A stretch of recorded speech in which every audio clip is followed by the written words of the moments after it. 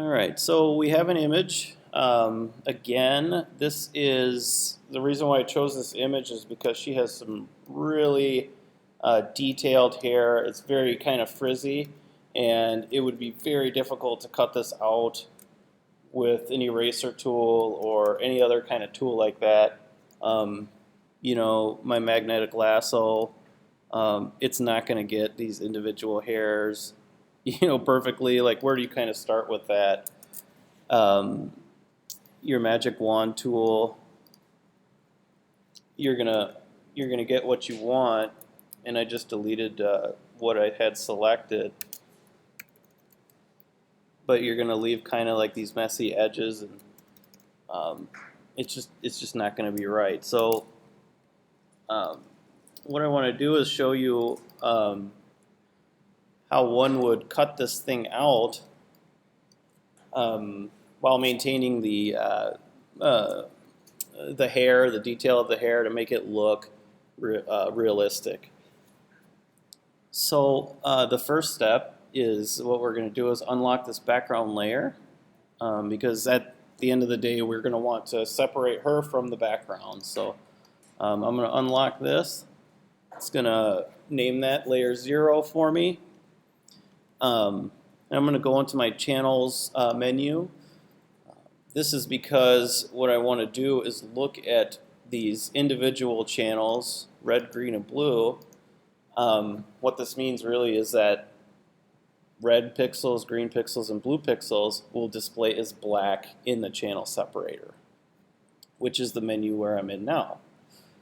My goal here is to find the right channel that gives me the most contrast. So the darkest darks and the brightest brights. As I click through here, it's the blue channel. So I found where I want to go move forward from there. And then I'm going to actually Alt, click and drag this, and that's going to duplicate, or it should. I'm just going to actually, I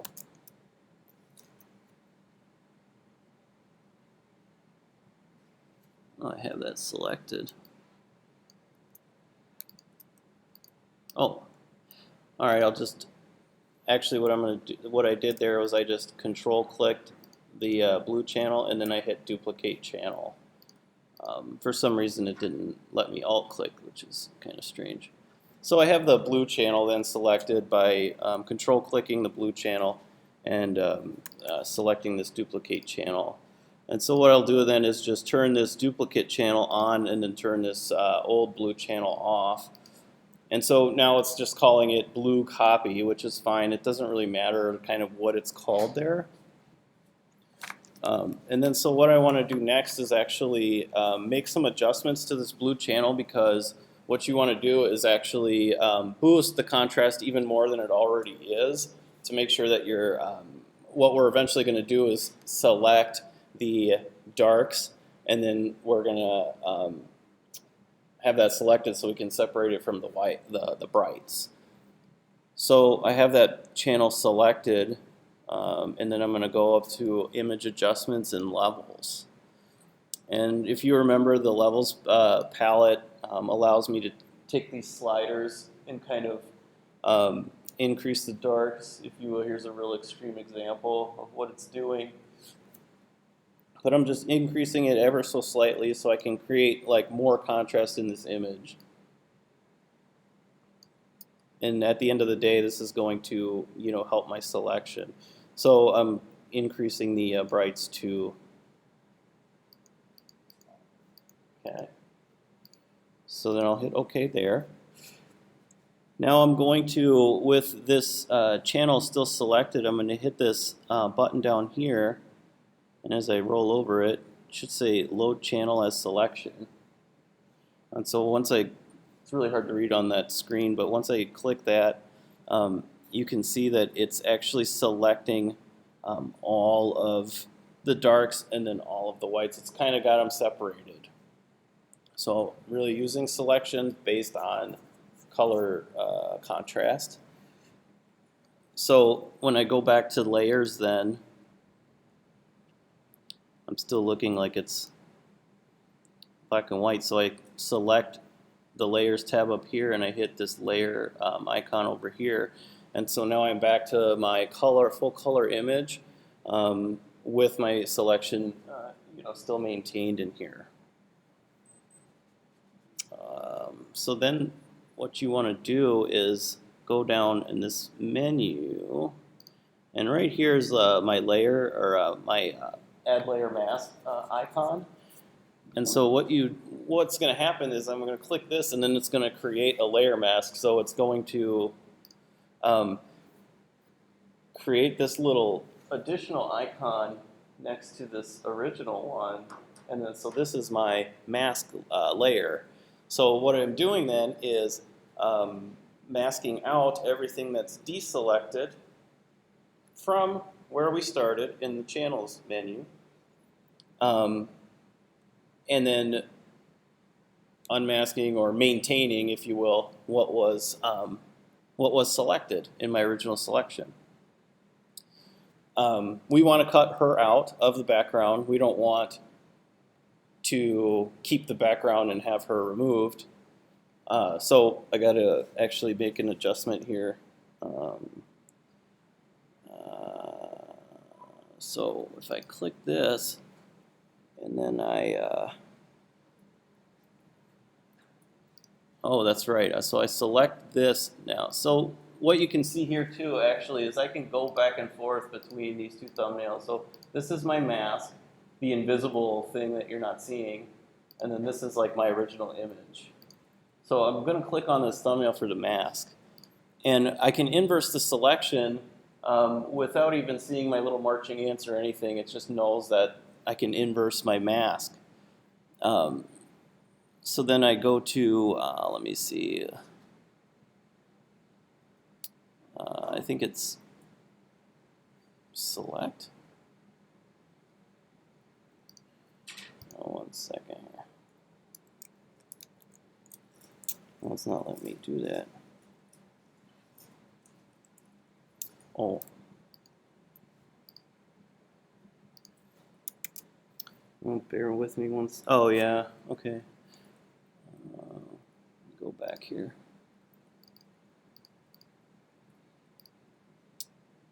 Kind of kicked me back. Let me try that again.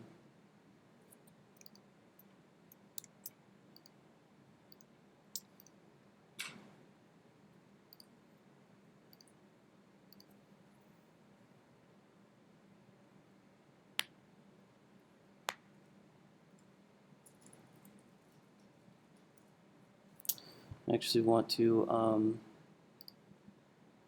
let me go back to where I loaded the selection. And then actually I'm going to go select inverse. I'm just going to inverse the selection from that point. And then I'm going to add the mask at that point. Okay, so now I really just have the opposite of what I had going on before. So then I'm just going to hit Alt and click on my mask layer, or my mask sublayer, I guess you could call it, because they're both on the same layer, so it's my mask mode. And then I can see like this negative of her, and this is like the mask itself. So what you can do is just hit B to get your brush tool out, and then I can use my right or left brackets here, and then I can kind of just brush in what I want to keep. And then if I click this mode again, or this layer here, I can see that I'm going and actually adding to my mask on this side, and then it's like revealing the pieces of her that I want on this side. So to go back into that mode, I can into that mask to edit the mask itself, I would hit Alt and then click on that little icon, and then I would just keep drawing on it. So then, I can go back and forth, and I can see that like pieces of her are coming back, which is great. And then I still have a nice transparent background as well. So now I'm going to mix my selection tool. So now I'm going to start selecting areas of this mask piece with my selection tool, so I don't have to be too careful with my brush tool. And so I just took my standard lasso tool, and I'm just going to kind of trace over the general areas that I think that I definitely want to maintain 100% of.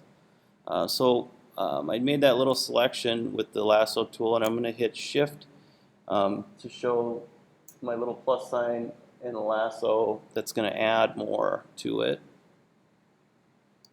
And then I'm kind of just going to rough this in around here.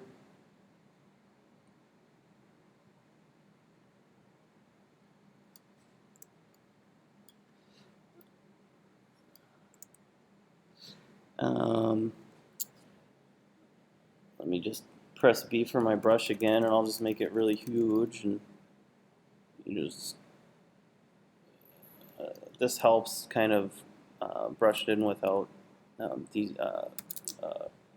messing up my mask. All right, so she's kind of coming through. Alt click again, go back. So now I might be able to use my magnetic lasso tool to kind of get some of these edges. Otherwise, I would have just used my pen tool, but this tends to be faster. It's just finding the edges for me. Some of that's getting lost, but looks like you could adjust the frequency of it. So I'll show you what that means for this tool. Whoop. Well, I'll just increase it. So frequency really means like it's going to plot points down as I'm tracing more frequently. So it's a little bit more sensitive to the edge. When you saw before, it was just plopping points maybe once every 1/8 of an inch or something like that. Now it's just doing it once every, gosh, I don't know, maybe less than a 1/16 of an inch or something. So I'm hitting my space bar, getting my little hand tool out so I can move without affecting what I have selected. And I'm just coming around here, tracing her out. All the stuff that I want to keep. It's not doing a perfect job, but it's doing a pretty quick job. If you plop some points by accident like this, you can actually hit delete, and it's going to go back. It's going to start removing the points that you plotted as you go along.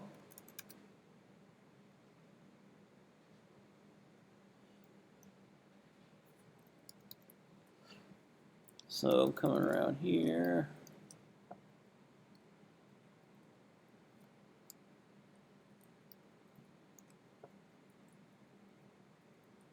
And believe it or not, this is actually a lot faster than doing it with the pen tool. I'm sure you already believe it. All right, so I just double clicked. I didn't have to go all the way to this end to like finish my path. I just double clicked and it just did that for me, which is kind of a nice quick shortcut. And then I'm just going to take my brush again, and it's going to maintain that selection. You can see I have like those rough edges there, which is fine. So I filled it in with my brush again, and I hit Command D. And then I go in again and just kind of do a little more refinement.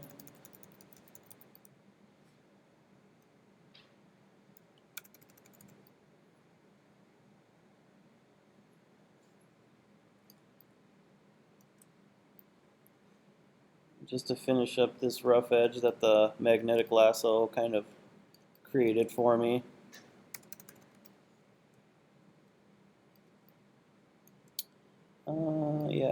Yeah, that's the background. Oh, and then that little piece there. Now I want to keep some of this, these end pieces still intact within the mask. Maybe I can fade them in a little bit with this brush. and then I'll go back and look at my selection, and I'm like, okay, now she's cut out. I have the shadow and everything. It looks good. So we're almost there. Are there any questions so far about what we saw there? We saw the use of making a mask out of a channel. In this case, it was the blue channel. So what we did was we selected the blue channel. We boosted the levels and the contrast for that channel. And then we went down.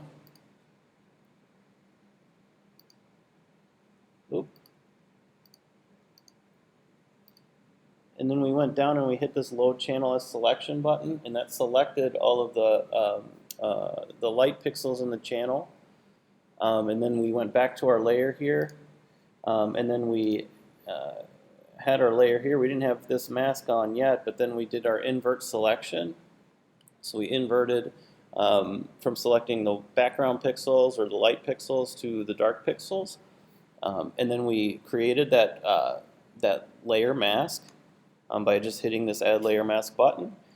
It created the layer mask icon here on the same layer, and then we alt-clicked that mask icon layer to get into the editing mode for the mask. And then we're really just treating the mask just like any other image. Obviously it's black and white, it's not the full color image, but we selected areas of it that in the same way we would any other kind of image. And so that's what we did so far. Okay. Were there questions? I wanted to see if there were any so far. Yep. Yeah, so you'll be able to like watch it again if you needed to. But honestly, there's all kinds of demos out there too. So even if you did like a Google search, you could find like probably a better demo than I could do. Okay. Yeah, so again, you could, if you're more comfortable with the pen tool, like to be doing all this selecting and stuff within, you can. And remember, let me just kind of do this little piece here. Remember with the pen tool, as you draw your shape, and then you go to paths right here, and then you would hit this little cheeseburger menu, and then hit make selection. And then remember, you can edit the amount of pixels you want to feather this selection with. So I'll just say 5 to keep it nice and faded on the corners or on the edge. So now I'm selected, and I can hit B for my brush, and then I can just brush it in tool 2. So all of your selection tools will apply here. I mean, I can even, just use a perfect ellipse and do it that way. And then that's what the mask is going to do. So I'll just undo that, deselect that, so we're there. What am I going to do next is I am going to, so I'm just going to add then a new layer, and then I want to fill this list. So I just hit this new layer button, it added a layer at the top. It's called layer 1. Have this layer 1 selected. It's totally transparent. I hit Command A. Command A, whether or not you're using InDesign, any kind of Windows program, mostly any program. I mean, even when you're online, Command A always is select all. So if I had my selection, I didn't have a selection tool, but select all, Command A, just selected my entire background layer perfectly. I didn't have to go over here and pick like a rectangular shape or whatever and draw it out like that. It just saved me a couple seconds by doing a Command A. So and then I'm going to go up to Edit Fill. And so my goal here is to find a color that's going to show me all of the imperfections that I have next to the hair.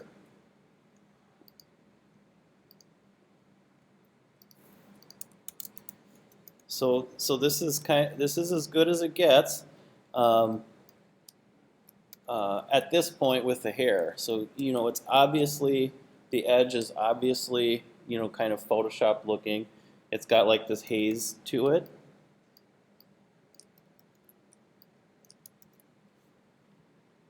So what we have then is a clone stamp tool, and we also have usually it's called like a layer mask. So what I did was I selected her on this layer, and then I hit this new layer button. So then, if I can find it, I think it's create clipping mask. I would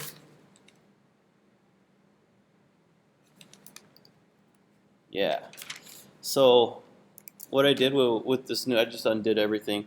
What I do with this new layer that I added on top of this layer below, we're going to work with both of these layers kind of at the same time with the clone stamp tool. What I did was I held Control and I clicked on this empty space next to the layer.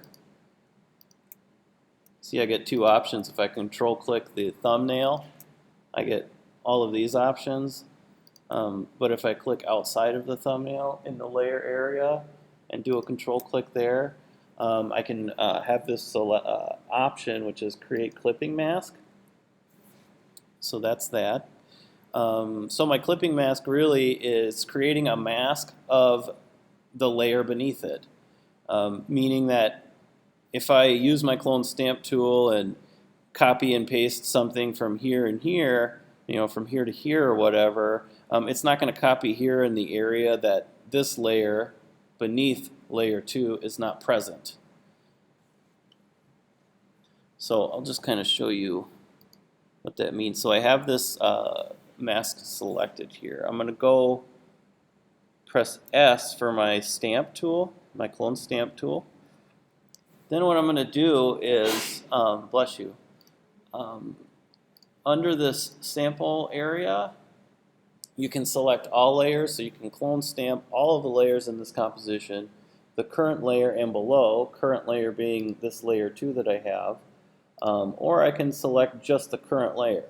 I want to do current layer and below because I want to take some of this hair and I want to blend it into this clipping mask layer to fill in all of this like fake looking stuff or this halo looking stuff. Alright, so I'm good. I got that current and below selected. And then one other subtlety that you have to do to make it kind of do what it needs to is go to this blending mode. So this layer blending mode here for my layer 2, I'll just actually name it clipping mask layer.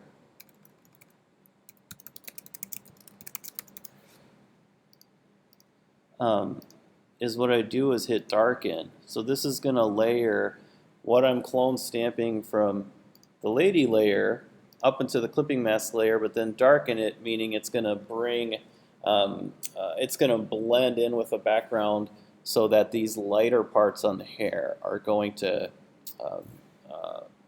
get darker and blend in. So if you remember, back when we started introducing ourselves to the clone stamp tool, you would hit Option in an area of the composition from which you want to copy.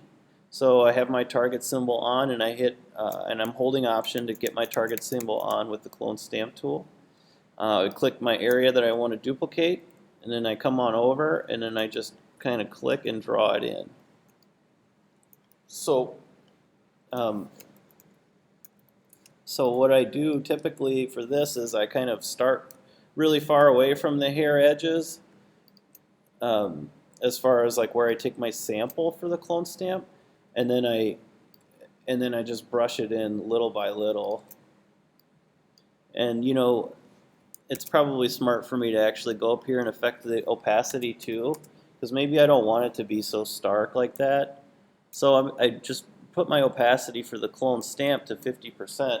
So every stamp that I have is going to be half as intense, or yeah, really half as intense as my 100%.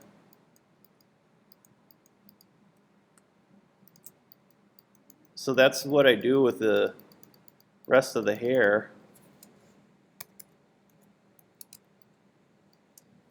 the closer you get to the face, you could essentially clone stamp some of her eye into the tips of her hair, which, you know, obviously would look crazy on accident. So you kind of have to be just a little bit more conscientious of where you're kind of sampling and then where you're painting, because you can kind of run into some of her face or whatever your subject matter, face, boss, cat, I don't know what you're cutting out.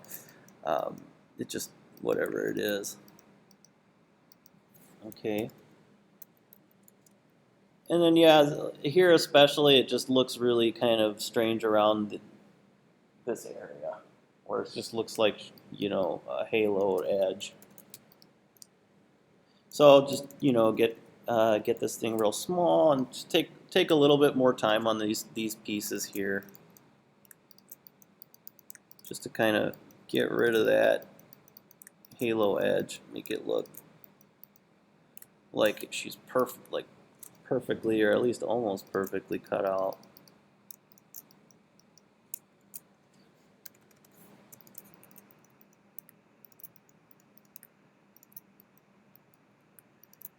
You know, of course, it depends. You know, if you have to go this far with cutting hair out, it just kind of all depends on what kind of hairstyle you're dealing with, too.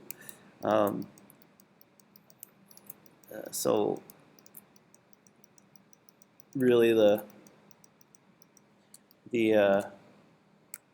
don't know how to call it, not messier, but just the more detailed the hairstyle, I suppose, the more likely it is that you're going to need to kind of use this method to sort of cut this that type of stuff out.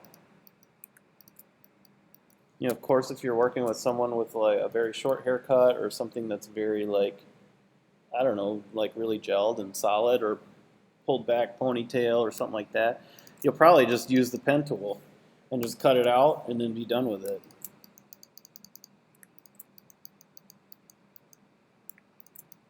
But the nice part is that once it's cut out and once it's kind of worked, you don't ever have to do it again with the same, you know, subject. So this side looks decent and good, so then I'm going to go this way. And, you know, the smarter thing to do would have been to just actually trace. Maybe that'll help speed things up. Just by using a selection. Right, so I close my pen path, make the selection, a hard edge with 0 pixels. And then so maybe I don't have to be as careful and worry about clone stamping her face or anything that I don't want. Especially this part here, it'd be really tough to, you know, be so perfect as to not accidentally clone stamp her neck or something like that and make it blend in. So pen tool would kind of cut the edge really well. So that's essentially it as far as cutting out hair.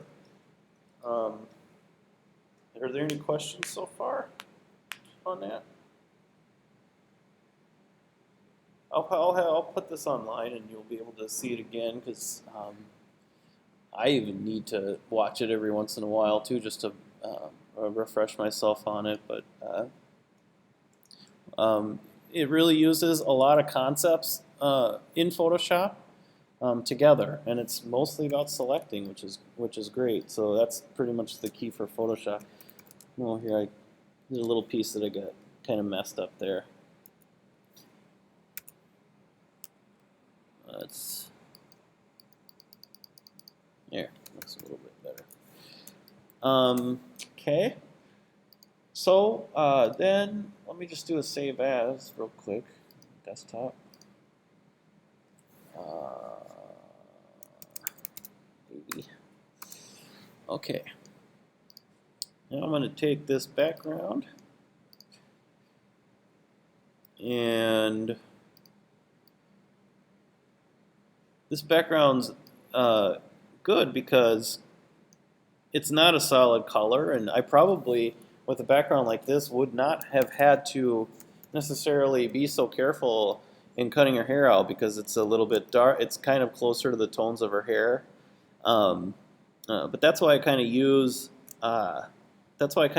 like a more obnoxious colors in the background like this, so I can see the imperfections and take care of them. So then I know that this image is cut out so well that if I put it on any kind of background, whatever that may be, it's gonna look pretty good. So I can save this lady file and just use it in whatever. so um, so that's that. Um, the only other piece would be, has anyone messed with the filters yet or anything like that? Has anyone messed with filters in Photoshop? All right. So, I'm sorry. You finally got something to eat, huh? All I could get from that machine was cheese, like a cheese stick. That was the only door that worked. Yeah. It's crazy.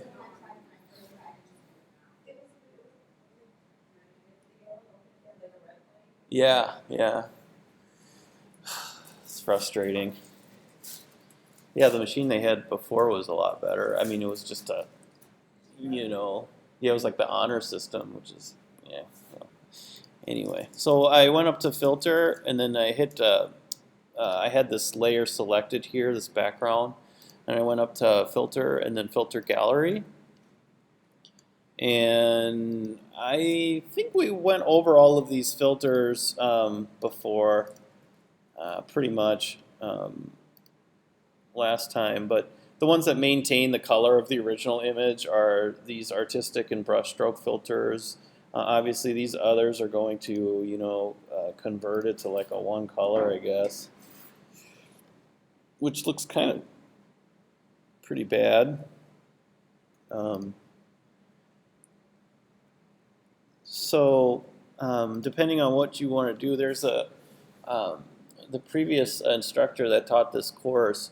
One of his projects was, because he trained me. One of his projects was to take a painting and to take a painting of like an old scene, um, and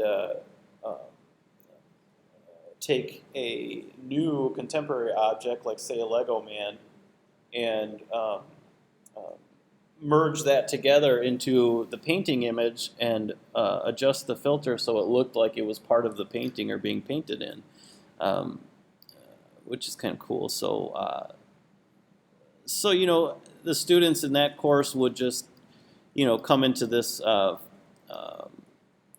come into these option menus and kind of adjust the Lego man to make the treatment of the brush strokes or however that art piece they were trying to merge the modern object with kind of match. So they would just play with these filters until it would look appropriate.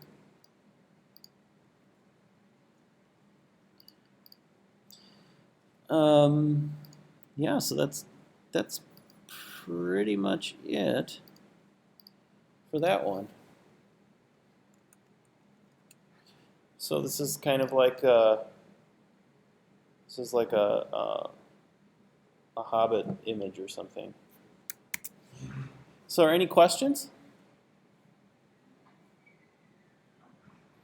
Do we understand the concept of using the different